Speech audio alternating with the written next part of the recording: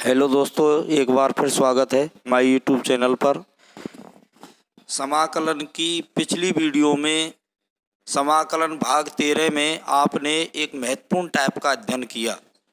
उस टाइप का नाम था 1/a + b cos² x, 1/a + b sin² x या 1/a cos² x + b sin² x। इस टाइप का आपने अध्ययन किया। आज की वीडियो में हम एक महत्वपूर्ण टाइप, मोस्टली बच्चा गलती करते हैं, 1/a + b cos x या 1/a + b sin x या 1/a cos x + b sin x type वाले फलनों का अध्ययन करेंगे। मित्रों, यहाँ समझने का प्रयास करना है कि इससे पहले वाले वीडियो में यहाँ cos x के स्थान पर cos² x था, sin x के स्थान पर sin² x था, यहाँ cos x के स्थान पर cos² x था और sin x के स्थान पर sin² x था। मित्रों, देखने में एक जैसे टाइप लगते हैं, लेकिन आपको यहाँ ध्यान रखना है कि 1/a + b cos² x का टाइप का मेथड अलग है, 1/a + b sin² x का टाइप मेथड अलग है, 1/a cos x + a cos² x + b sin² x को हल करने का मेथड अलग है। जबकि जो आज हम एक महत्वपूर्ण टाइप का अध्ययन कर रहे हैं, 1/a + b cos x या 1/a + b sin x या 1/a cos x + b sin x, इसका आपको टाइप याद रखना है। मैंने पिछली वीडियो में भी आपसे डिस्कशन किया था कि यदि आपको टाइप याद है तो प्रोसेसिंग में कोई समस्या नहीं आएगी। प्रोसेसिंग बहुत सरल है, आपको केवल टाइप याद रखना है। कौन सा टाइप है? 1/a + b cos x या 1/a + b sin x या 1/a cos x + b sin x। यदि इस टाइप का आपको फलन दिया गया हो और उसका हमें समाकलन करना हो, ए और बी के स्थान पर कोई भी कांस्टेंट राशि आ सकती है, तो इस प्रकार के फलनों का समाकलन हम किस प्रकार करेंगे, आप दोनों में अंतर समझ लेना है। इससे पहले वाली वीडियो में मैंने सेम इसी टाइप, थोड़ा सा अंतर था, यहाँ cos² x था या sin² x था या cos² x sin² x था, तो उसको तो हल कैसे किया था, cos² x का अंश व हर में भाग लगाया, भाग लगाने के बाद प्रतिस्थापन विधि लग गई और प्रतिस्थापन विधि लगने के बाद वो मानक सूत्र में परिणत हो गया। तो देखिए, अगर आपको ये टाइप दिया गया हो और इस टाइप का आपको यदि समाकलन करना हो तो इस पर गौर करके सुनना है कि यहाँ cos x और sin x दो त्रिकोणमितीय फलन हैं। इस टाइप में दो त्रिकोणमितीय फलन आ रहे हैं, cos x और sin x। तो यहाँ cos x को tan के पदों में लिखा जाएगा और sin x को भी tan के पदों में लिखा जाएगा। कहने का मतलब, आपने दो फॉर्मूले ट्रिग्नोमेट्री में पढ़े हैं, उन फॉर्मूलों की मैं यहाँ चर्चा कर लेता हूँ। आपने सबसे पहले फॉर्मूला पढ़ा होगा cos 2a = 1 - tan² upon 1 + tan²। मित्रों, आपको याद आ गया होगा, cos 2a का tan के पदों में ये फॉर्मूला होता है, आपको याद करना है। cos 2a = 1 - tan² upon 1 + tan²। यदि इसको मैं हाफ एंगल में कन्वर्ट करूं, हाफ एंगल का मतलब है कि एंगल में यदि 2 का भाग लगाऊं, तो देखिए क्या स्थिति बनेगी। cos a 2a में 2 का भाग दे दिया, 2 से 2 कट गया, a आ गया, बराबर 1 - tan² a/2, एंगल में 2 का भाग देना है, अपॉन 1 + tan² a/2। मित्रों, आपको ये बात ध्यान रखनी है, इस टाइप में cos a का फॉर्मूला आपको याद रखना है, ये फॉर्मूला आपको काम आएगा। उसके बाद sin 2a का भी tan के पदों में आपने फॉर्मूला पढ़ा है। sin 2a का फॉर्मूला क्या है? sin 2a = 2 tan a upon 1 + tan²। आपने ट्रिग्नोमेट्री में ये फॉर्मूला पढ़ा है। sin 2a का tan के पदों में फॉर्मूला ये होता है, sin 2a = 2 tan a upon 1 + tan²। उसके बाद इसको भी यदि हाफ एंगल में कन्वर्ट करें तो ये आ जाएगा sin 2a में 2 का भाग दिया तो a बराबर 2 tan a बटे 2 upon 1 plus tan square a बटे 2। तो मित्रों आपको ये दो फॉर्मूले याद रखने हैं, एक तो cos a का ये फॉर्मूला और एक sin a का फॉर्मूला।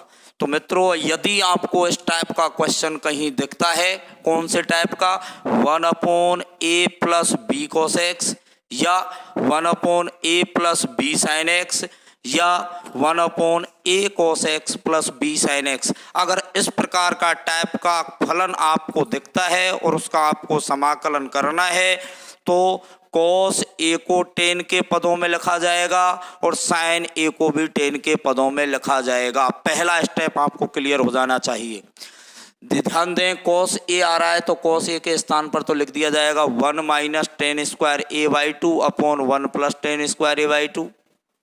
यदि sin a आएगा तो sin a के स्थान पर लिख दिया जाएगा 2 tan a by 2 upon 1 plus tan square a by 2।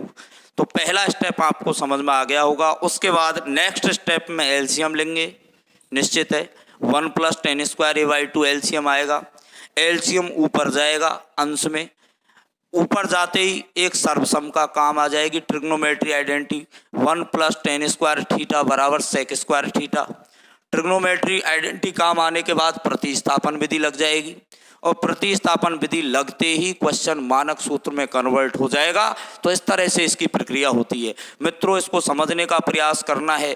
अगर ये टाइप यहाँ स्क्वायर आ जाता 1 upon a plus B cos square x तो इसका टाइप अलग था, सॉल्व करने का मेथड अलग था, जबकि 1 upon a plus B cos x का टाइप अलग है। दोनों में थोड़ा सा अंतर है लेकिन प्रोसेसिंग दोनों की अलग अलग है, आपको ध्यान रखना है। तो ध्यान दें, आपको मैं समझता हूँ प्रोसेसिंग समझ में आ गई होगी कि यदि आपको इस टाइप का क्वेश्चन दिया गया हो या इस टाइप का क्वेश्चन दिया गया हो या इस टाइप का क्वेश्चन दिया गया हो और इनका हमें समाकलन करना हो तो सबसे पहले cos और sin, cos a और sin a को tan a के पदों में लिखा जाएगा और tan a के पदों में लिखने के मैंने आपको यहाँ दो फॉर्मूले लिख दिए, इनके हिसाब से यहाँ लिखा जाएगा। उसके बाद ऑटोमेटिक कैलकुलेशन आगे बनेगी, एलसीएम लेना पड़ेगा। एलसीएम लेने के बाद ट्रिग्नोमेट्री आइडेंटिटी लगेगी, ट्रिग्नोमेट्री आइडेंटिटी लगाने के बाद प्रतिस्थापन विधि लगेगी और प्रतिस्थापन विधि लगाने के बाद आपको जो पूर्व में जो सूत्र बताए हैं वो काम आ जाएंगे। कहने का मतलब प्रतिस्थापन विधि क्वेश्चन को मानक सूत्र में कन्वर्ट कर देगी।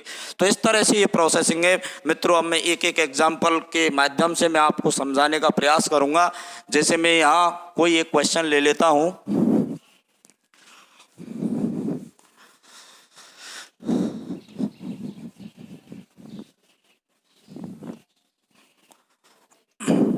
ध्यान दें, जैसे मैंने क्वेश्चन ले लिया यहाँ 1 upon 2 plus 3 cos x dx, इसका हमें इंटीग्रेशन करना है 1 अपॉन 2 प्लस 3 cos x।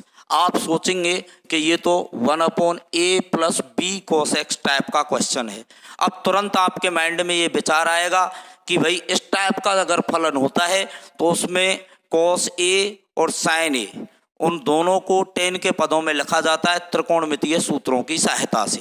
तो देखिए अगले स्टेप में इसको ऐसे सॉल्व करेंगे 1 अपॉन 2 प्लस 3 cos x के स्थान पर लिखा जाएगा मित्रों 1 minus tan square x by 2 बटे 1 plus tan square x by 2। अभी मैंने ये फॉर्मूला आपको बताया है। तो पहला स्टेप आपके समझ में आ गया होगा कि अगर cos x आता है तो भी tan के पदों में लिखना है, sin x आता है फिर भी tan के पदों में लिखना है। दोनों फॉर्मूले आप पिछली कक्षा में पढ़ चुके हो और मैं अभी बता दिया आपको। अब अगले स्टेप में देखिए इसका एलसीएम आ जाएगा।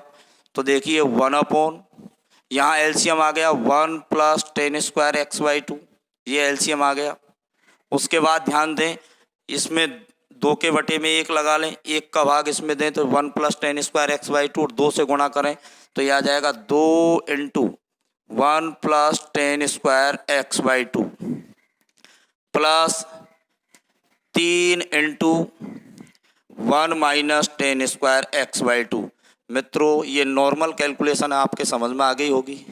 अगले स्टेप में ध्यान दें 1 plus tan square x by 2 ऊपर चला जाएगा तो 1 plus tan square x by 2 को ऊपर लिखा, 1 plus tan square x by two d x upon इसका गुणा करें, 2 का इंटू 1 से करें 2 plus 2 tan square x by two plus 3 minus 3 tan square x by two.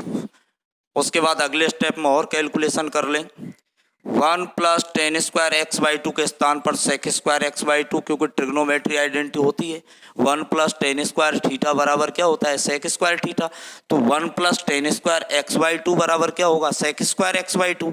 तो ध्यान दें, यहाँ आ जाएगा sec square x by two d x upon, यहाँ देखिए 2 प्लस 3 कॉन्स्टेंट जोड़े दोनों 5 हो गए। 2 tan square x by two plus का है, 3 tan square x by two minus का है, तो माइनस का 1 tan square x by two, तो minus tan square x by two बचा। मित्रों यहाँ तक मेरे हिसाब से समझ में आ रही होगी बात। अगले स्टेप में प्रतिस्थापन विधि लग गई। टेन एक्स बाई टू बराबर टी मानना है, ten square x by two बराबर टी नहीं, टेन एक्स बाई टू बराबर टी। तो देखिए पुट प्रतिस्थापन विधि लगेगी, put ten x by two बराबर टी। उसके बाद यहाँ से अवकलन करना पड़ेगा। अवकलन करेंगे तो मित्रों अवकलन करना आप जानते ही हो, x के सापेक्ष अवकलन करेंगे। टेन एक्स बाई टू का डायरेक्ट अवकलन नहीं होता, x बाई टू को मन में x मान लें तो टेन एक्स बन जाता है, और टेन एक्स का अवकलन होता है सेक स्क्वायर एक्स। तो देखिए ये हो जाएगा सेक स्क्वायर एक्स, एक्स का मतलब एक्स बाई टू। अभी अवकलन करना शेष है एक्स बाई टू का।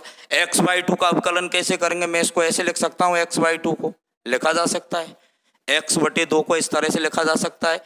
ये अचर है, ये चर है, अचर और चर का गुणनफल है, तो अचर को स्थिर रखकर चर का अवकलन कर दिया जाता है। तो x का x के सापेक्ष अवकलन क्या होता है, 1। तो ओवरऑल क्या आ जाएगा, 1/2 और आ जाएगा। तो ध्यान दें 1/2 और यहाँ लिख दिया, और देखिए इसका x के सापेक्ष करें तो ये आएगा dt बाई डी एक्स, और dx क्रॉस मल्टीप्लाई होकर इधर आ जाएगा, तो dx बराबर dt।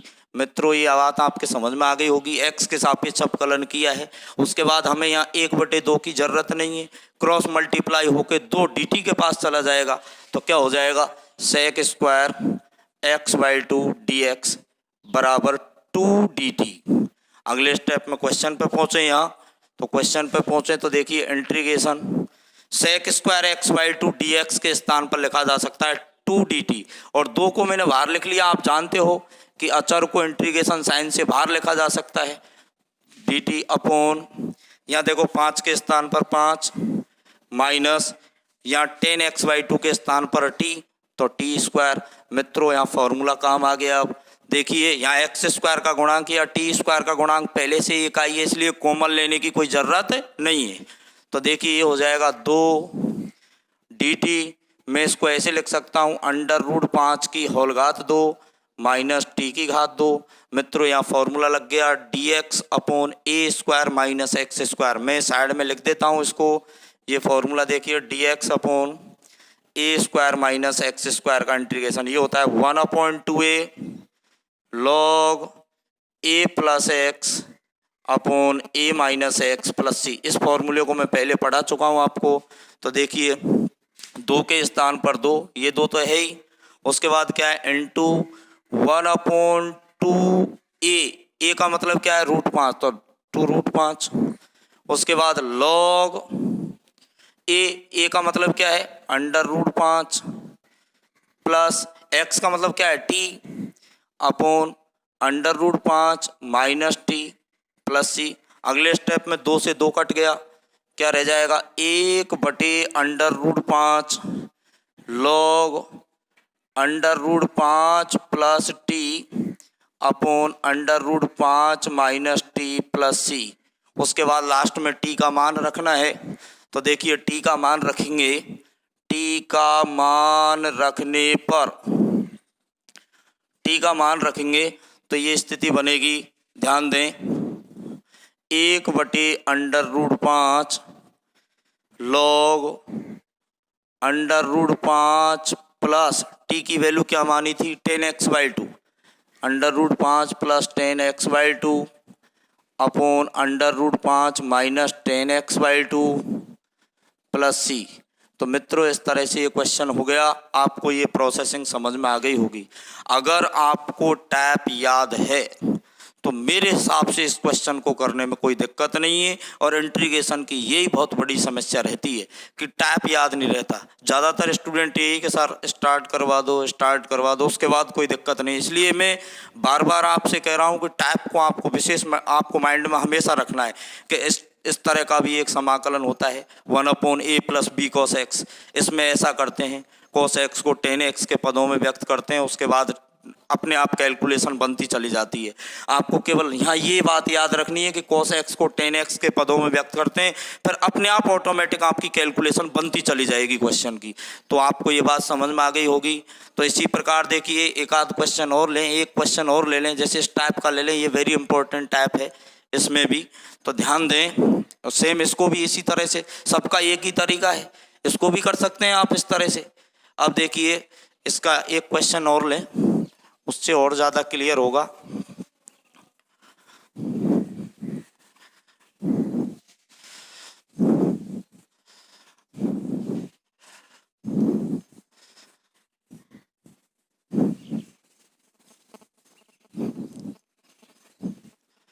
जैसे क्वेश्चन ले लिया अपन ने 1/3 cos x + 4 sin x dx, ये क्वेश्चन ले लिया। आप देखेंगे कि ये इस टाइप का क्वेश्चन है 1/a cos x + b sin x। आप तुरंत सोचेंगे कि इस टाइप का यदि फलन दिया गया हो तो तुरंत आपके माइंड में ये विचार आ जाना चाहिए कि cos x और sin x को tan के पदों में लिखा जाएगा त्रिकोणमितीय सूत्र से। तो उस काम को करते हैं। तो देखिए 1/3 cos x को लिख देंगे 1 - tan² x/2 / 1 + tan² x/2, इस तरह से लिख दिया जाएगा। प्लस 4 एज इट इज, ये वाला 4 sin x का फिर फॉर्मूला लिखेंगे 2 tan x/2 / 1 + tan² x/2 dx। मित्रों ये बात समझ में आ गई होगी। पहला स्टेप क्या करना था, cos x और sin x को tan के पदों में व्यक्त करना था। अब आगे अपने आप कैलकुलेशन बन रही है, एलसीएम आ जाएगा नीचे वाले का।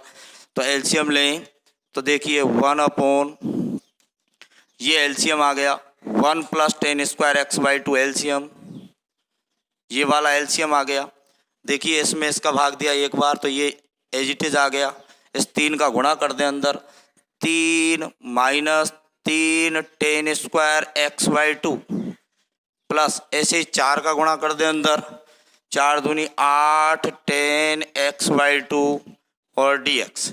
अगले स्टेप में जो एलसीएम लिया है वो ऊपर चला जाएगा, ऊपर चला जाएगा तो क्या हो जाएगा 1 + tan² x/2 dx।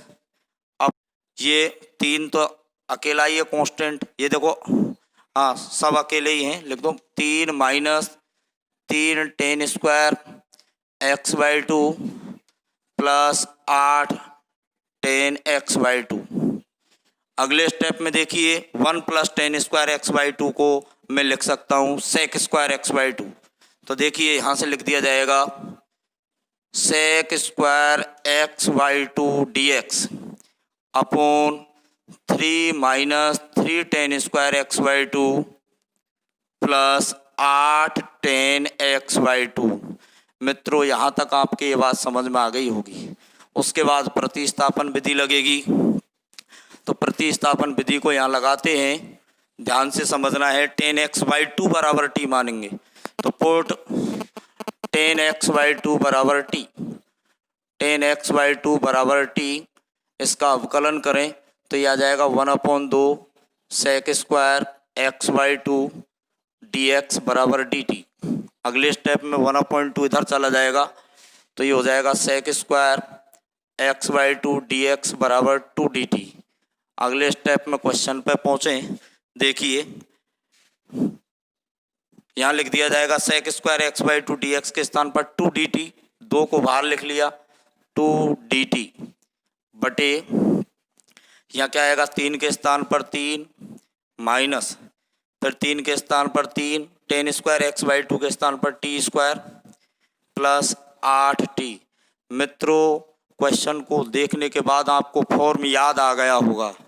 आपको पता होना चाहिए कि आपने एक फॉर्म पढ़ा होगा 1/ax² plus bx plus c type वाला फलन में स्पेशली इसकी वीडियो आपको बना चुका हूँ। तो देखिए अब इसको आगे सॉल्व करेंगे। आगे सॉल्व करने से पहले ध्यान देना कि देखिए ध्यान देना x² का गुणांक इकाई चाहिए। इकाई होने के साथ साथ आपको एक बात और ध्यान रखनी है कि धनात्मक होना चाहिए। इकाई होने के साथ साथ क्या होना चाहिए? धनात्मक। तो देखिए मैं यहाँ से 3 कॉमन लूँगा। क्यों लूँगा? 3 आ नहीं रहा है कॉमन, लेकिन 3 लेना पड़ेगा क्योंकि x² का गुणांक इकाई बनाना है। तो देखिए माइनस चिन्ह सहित ले लेता हूँ और माइनस को मैं यहाँ भेज देता हूँ। तो देखिए ये देखो -2/3, ये बात समझ में आई? 2 तो ये है ही पहले से, 3 मैंने नीचे से कॉमन ले लिया तो 3 भी बाहर आ गया और माइनस चिन्ह और कॉमन ले लिया। तो बताओ dt/t² प्लस का हो गया कि नहीं हुआ? बताओ। उसके बाद ध्यान दें ये 8t, ये किसका हो गया? माइनस का।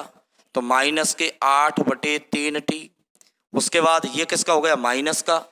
इसका मतलब क्या हो जाएगा? -1। कैसे आया है? देखिए कैसे आया है। मैंने 3 कॉमन लिया, 3 ले लिया, 3 कॉमन लूँगा तो ये बच जाएगा 1, ये बच जाएगा -t², ये बच जाएगा 8/3t और माइनस चिन्ह और कॉमन ले लिया तो माइनस वाला प्लस हो गया, प्लस वाला माइनस हो गया। तो मेरे सब आपके समझ में आ गया होगा मेरे हिसाब से। ये बात किसी को कोई दिक्कत?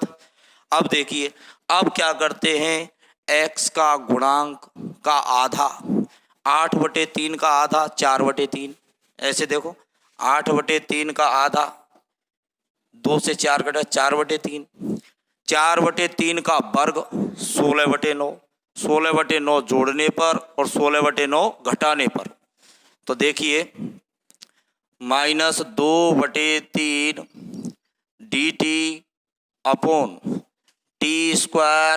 -8/3t प्लस क्या जोड़ना है? 16/9 जोड़ने पर और 16/9 घटाने पर।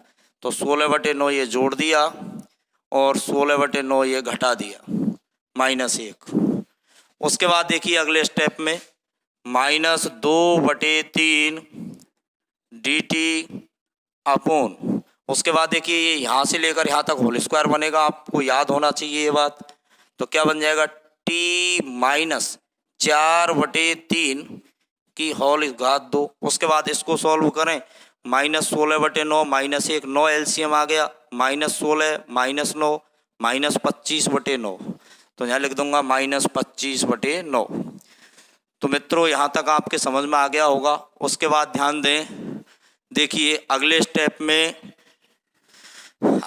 में चाहें तो इसको और मान लें, होल स्क्वायर वाले पद को t पहले मान चुके हैं तो किसी और को मान लो, जैसे u के बराबर मान लें। तो देखिए ताकि आपको स्पष्ट दिख जाए फॉर्मूला के फॉर्मूला। वैसे तो देखो फॉर्मूला दिख गया, कैसे दिख गया? dx/x² -a² दिख रहा है। x का काम क्या कर रहा है यहाँ? t -4/3 के होल घात 2। और इसको बिल्कुल ही क्लियर दिखाना चाहते हो तो होल स्क्वायर वाले पद को u के बराबर मान ले, v के बराबर मान ले, जो भी आपको अच्छा लगे। तो देखिए यहाँ लिख दूंगा मैं पुट लिख दूंगा t -4/3 बराबर u के बराबर मान लिया मैंने ये। उसके बाद देखिए इसका अवकलन करें, अवकलन करेंगे तो ये आ जाएगा। देखिए t के सापेक्ष अवकलन करना पड़ेगा, यहाँ ध्यान रखें t के सापेक्ष। अब t के सापेक्ष अवकलन करेंगे तो इसका तो हो गया 1, इसका हो गया 0, कांस्टेंट है 4/3, और इसका हो गया du/dt, क्रॉस मल्टीप्लाई होकर dt इधर आ जाएगा तो ये आ जाएगा dt बराबर du। उसके बाद ध्यान दें क्वेश्चन पे पहुंचे, -2/3 इंटीग्रेशन dt के स्थान पर क्या लिखा जा सकता है? du अपॉन इसके स्थान पर क्या आ जाएगा? u² माइनस इसको लिख सकता हूं मैं 5/3 का होल स्क्वायर, 5/3 का होल स्क्वायर। और मित्रों अब फॉर्मूला लग गया, dx/x² -a²।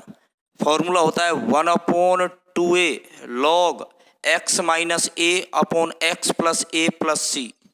तो देखिए यहाँ अपन फॉर्मूले को यहाँ लिख सकते हैं, साइड में लिखा जा सकता है। तो देखिए -2/3 एज इट इज, ये तो है ही, फिर सूत्र में आता है 1/2a, 1/2 a का मतलब क्या है 5/3 गुणा 5/3 1/2a। फिर आएगा log x minus a, x का मतलब है u, माइनस a का मतलब है 5/3 upon u plus 5/3 plus c। उसके बाद ध्यान दें अगले स्टेप में कैलकुलेशन करें तो देखो 3 से 3 कट गया, 2 से 2 कट गया, क्या रह गया -1/5, -1/5 log u का मान रख सकते हैं, यहाँ u का मान रख दें, log u की वैल्यू रखें, u का मान रखने पर u का मान रखेंगे तो u की वैल्यू क्या है t-4/3, तो t-4/3 -5/3, भाई u के स्थान पर तो लिख दिया t-4/3 -5/3, ऐसे ही यहाँ लिख दो t-4/3 प्लस 5/3 प्लस c। उसके बाद देखिए अगले स्टेप में ध्यान दें -1/5 log t की वैल्यू भी रख दें। चलो t की वैल्यू रखने से पहले और कैलकुलेशन कर लें। कैलकुलेशन इस तरह से कर दें, t के स्थान पर t, इन दोनों का एलसीएम 3 एलसीएम आ गया, -4 -5 -9, -9 में 3 का भाग दिया तो 3, तो t-3 आ गया। इस तरह से इसका एलसीएम भी 3, t तो ये एज इट इज लिख दिया, इसका एलसीएम 3, ये आ गया -4 प्लस 5 तो प्लस 1/3, तो ये आ गया प्लस 1/3 प्लस c। अगले स्टेप में ध्यान देना यहाँ t का मान रखना पड़ेगा, तो t का मान रख दें। t का मान रखने पर तो -1/5 log t की वैल्यू क्या मानी है 10x/2, तो log 10x/2 -3 upon 10x/2 plus 1/3 plus c। अगले स्टेप में चाहें तो इसको अलग से सॉल्व कर लें एलसीएम लेके, ये तो अब नॉर्मल कैलकुलेशन का हिस्सा है। तो बच्चों आपको ये बात समझ में आ गई होगी कि अगर आपको ये टाइप याद है तो क्वेश्चन में आपको केवल एक याद रखना है कि यदि इस टाइप का क्वेश्चन दिया गया हो और उसका हमें समाकलन करना हो तो cos x और sin x को 10x के पदों में लिखा जाएगा, और 10x के पदों में जब लिखा जाएगा उसके बाद अपने आप कैलकुलेशन बनती चली जाएंगी और पूर्व में बताए गए नियम काम में आ जाएंगे। तो मित्रों आज के लिए सिर्फ इतना ही, धन्यवाद।